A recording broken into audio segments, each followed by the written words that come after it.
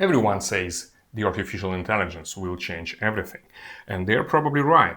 However, it seems like the stock market is behaving as if it already has. Hundreds of billions of dollars are being spent on AI infrastructure. Data centers are expanding, energy grids are being upgraded, chips are being produced at wartime speed. And yet, if you look at the broad productivity statistics in the US or Europe, they barely move. The German chancellor is asking us to work more hours, and he's not talking about AI. So, here is the real question this video is about. What happens when technology is truly transformative, but the economic payoff takes longer than investors expect? I will explain this with personal and historical examples and support with references to the recognized research.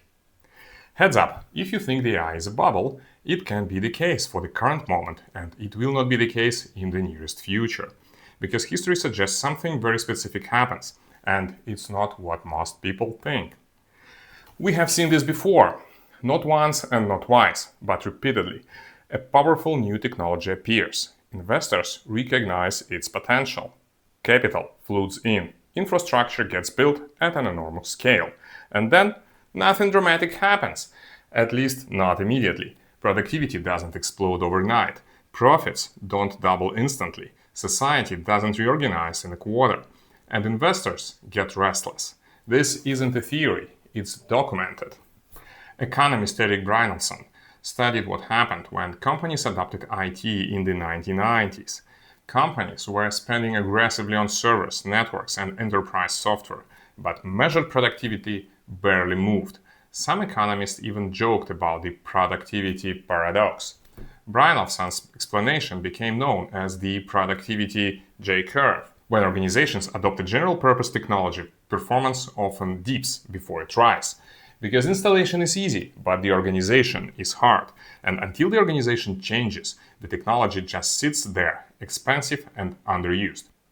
I have an anecdotal example from the early years of my career. In the 1990s, I was a part of one of those productivity miracles by automating a railroad depot in Novosibirsk, Russia. And I got a front row seat to how infrastructure waves actually look on the ground. First came the hardware vendors. Cisco representatives arrived in beautiful suits. They drove Mercedeses. They spoke about future-proof network architecture. The depot paid tens of thousands of dollars for hubs and networking equipment. It was impressive overall, but there was just one small detail. The railway depot didn't have modern computers at that time, not enough of them, not compatible ones, not upgraded workflows, and not trained staff. And then there was me, a young software developer arriving by public transport, trying to install automation software into a system that couldn't actually run it. The network infrastructure was world-class, but the processes were Soviet era. The staff had no training, and their computers were outdated. In terms of know-how and innovation, though, the depot had a special custom carriage church. A mobile church in a train carriage. Looked funny.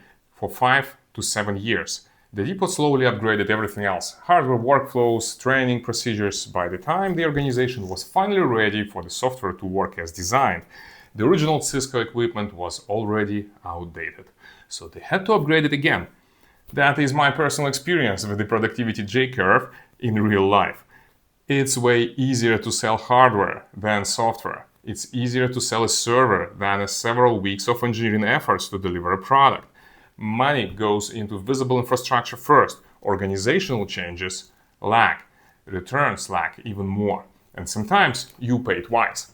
Now, scale that story from one depot in Novosibirsk to an entire global economy investing in artificial intelligence. Does it feel familiar? We are very good at buying the hardware. We are slower at redesigning the system. And until the redesign happens, productivity statistics remain stubborn. Not because the technology doesn't work, but because the system hasn't caught up. Electricity didn't boost productivity. Economic historian Paul A. David studied electrification in the early 20th century. Factories replaced steam engines with electric motors. You'd expect productivity to jump immediately, but it didn't, because factories were still architected around centralized steam power. Electric motors allowed machines to be distributed across the floor, but that required redesigning the entire factory layout. That redesign took decades. The major productivity boom from electrification came in the 1920s and 1930s, long after the wires were installed. Infrastructure first, reorganization later, productivity much later. Now, think about the artificial intelligence. Are most companies redesigned around it? Have companies defined AI strategies, transformation plans? I personally feel like all AI adoption in large companies is driven by a small group of enthusiasts that risk layoffs because they don't do something they are paid for and they try to do AI instead. Let's go back further. In the 1840s, Britain experienced railway mania. Investors poured enormous sums into railway companies. Miles of track were laid across the country. They were absolutely correct that rail would transform the commerce, but they were catastrophically wrong about the timing and capital allocation. Too many lines were built, too much speculation, too much leverage. The bubble burst in 1847. Many investors were wiped out, but the rails remained. And rail became the backbone of industrial Britain. The lesson? You can be right about the technology and still be wrong about the investment cycle. That's uncomfortable. Because today, no one doubts AI's potential. The question is whether capital markets are early. If you want something more recent, look at the late 1990s. Telecom companies laid vast fiber optic networks. Trillions of dollars were invested globally in internet infrastructure. The projections were simple. Internet traffic would explode. It did eventually, but not fast enough. The internet in early 2000 was a lot of fun for a minor group of academics talking in IRC chats and reading anecdotes online. But the internet traffic was barely measurable. Companies like Global Crossing collapsed because they could not wait till the internet became truly widespread and their investments could be returned. Massive amounts of dark fiber sat unused.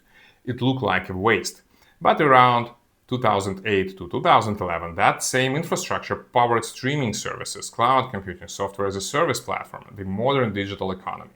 The fiber wasn't useless, it was too early. AI infrastructure today may follow a similar arc. There is an important distinction economists make between demand-led and supply-led revolutions. Cars were largely demand-led. People bought cars first. They used existing roads. Infrastructure improved in response. In German history, however, there was a period when autobahns were already built, but folks did not have enough cars to drive them.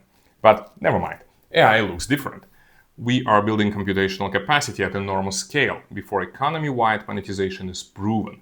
CapEx by major technology firms has surged dramatically in the past 2 years. Some of the largest companies are spending tens of billions annually on AI-related infrastructure, but broad productivity growth across developed economies remain moderate. That gap suggests something. We may be in the infrastructure phase, and supply-led revolutions tend to overshoot, not because the technology fails, because expectations move faster than system redesign. Economist Hyman Minsky described how stability encourages speculative narratives. When a story becomes universally accepted, when everyone believes this time is different, capital concentrates, valuations expand, risk tolerance increases, future gains are priced into the present. And then, when reality unfolds, slower than expected, markets adjust, not because AI doesn't work, but because it doesn't work on quarterly timelines. So, where are we? If we combine the research and the history, a consistent pattern appears. First, infrastructure investment surges, then expectations overshoot. Then comes a cooling period, sometimes a rotation, sometimes a correction, and only after organizations redesign around the technology does real productivity acceleration begin. AI likely fits the definition of a general-purpose technology. That means its impact could be enormous, but it also means the economic absorption period could be longer than investors want. So what does this mean for leaders? Installing AI tools will not transform your company. Electric motors did not transform factories until factories were built. If AI remains a plug-in tool, productivity gains will be incremental.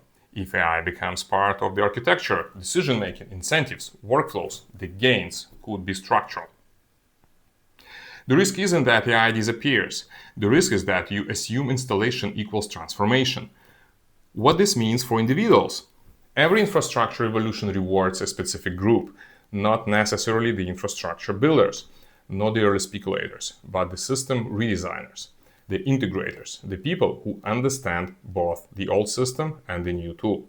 Competing with AI in repetitive execution is a fragile strategy. Learning to integrate it into domain expertise is durable. So AI is definitely real. The transformation may be profound, but the history suggests something sobering. Infrastructure arrives first. Excitement peaks early. Markets overshoot. Reorganization takes time.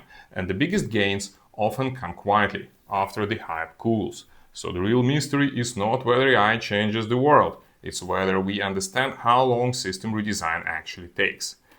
That was my humble opinion about building AI infrastructure and the gap to the adoption of the AI in big companies. If you like the video, like the video. Leave your comments in the comments.